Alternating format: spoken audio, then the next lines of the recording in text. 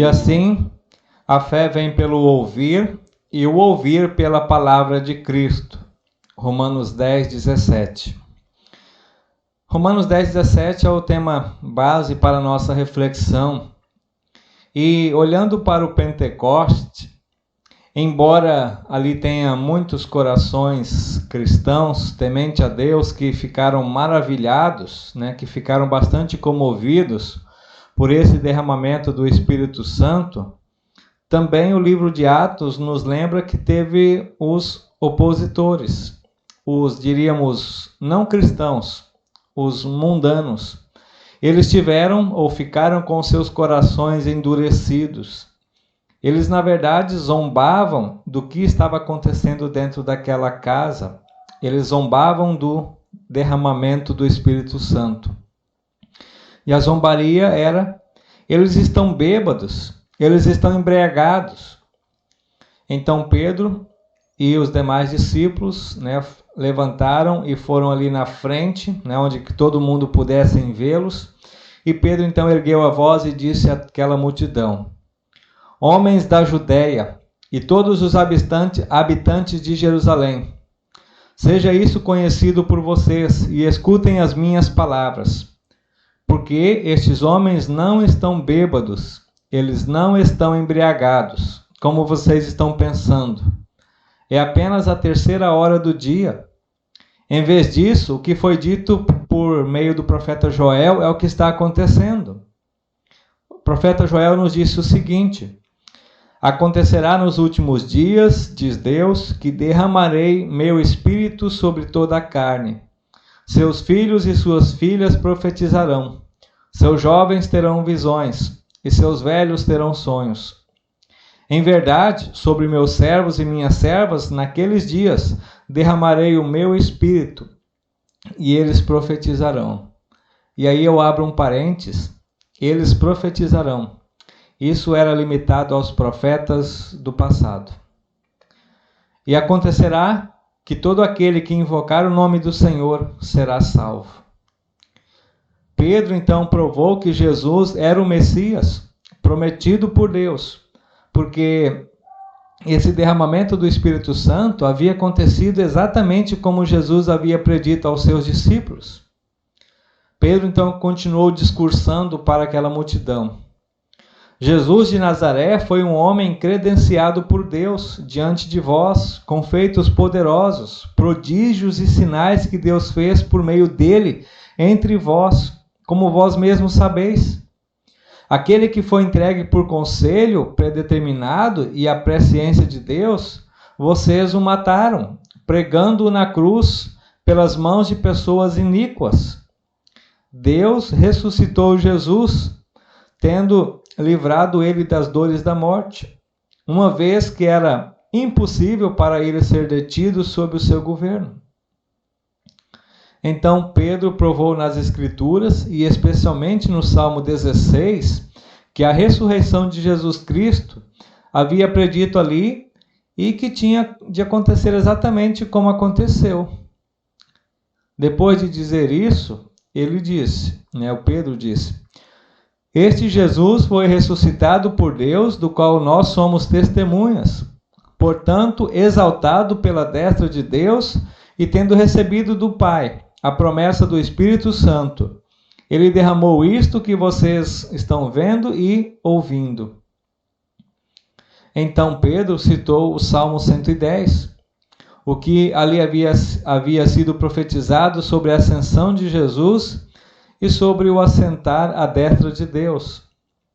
E então Pedro terminou o seu discurso, o seu sermão ali, dizendo que toda a casa de Israel saiba com certeza que este mesmo Jesus, a quem vocês crucificaram, Deus o fez Senhor e Cristo.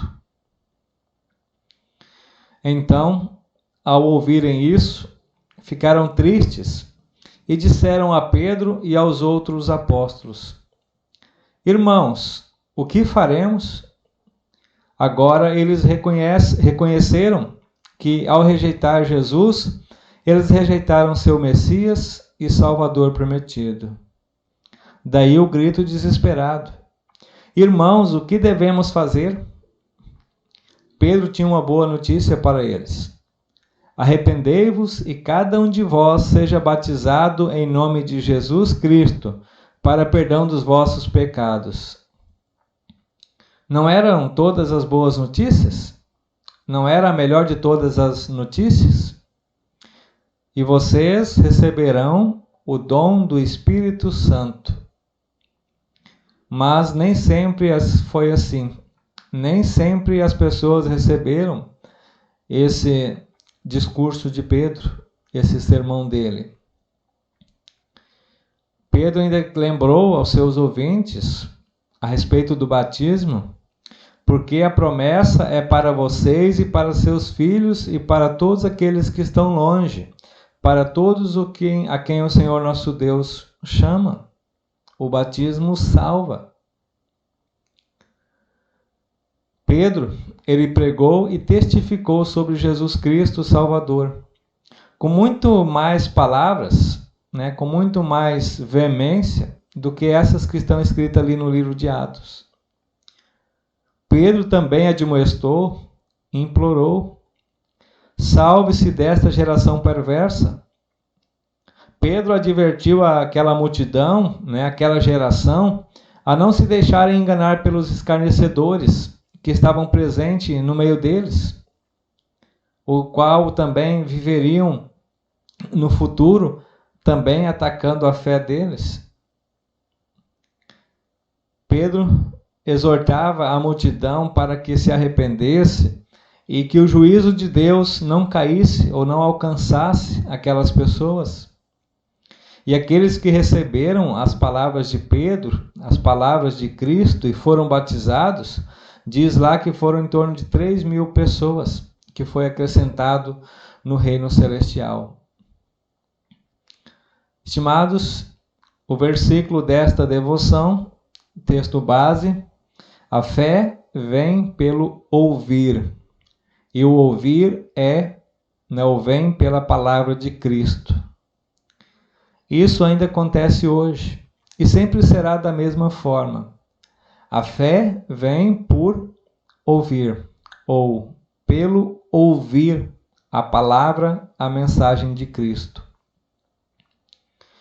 É verdade que o derramamento do Espírito Santo nem sempre é tão abundante como no primeiro dia de Pentecostes. Nós não vemos hoje a manifestação do Espírito Santo da forma que ele manifestou ali em forma de labaredas ou chamas de fogo, ou através da ventania, mas nós podemos considerar que o Espírito Santo continua agindo. O Pentecostes, ele acontece.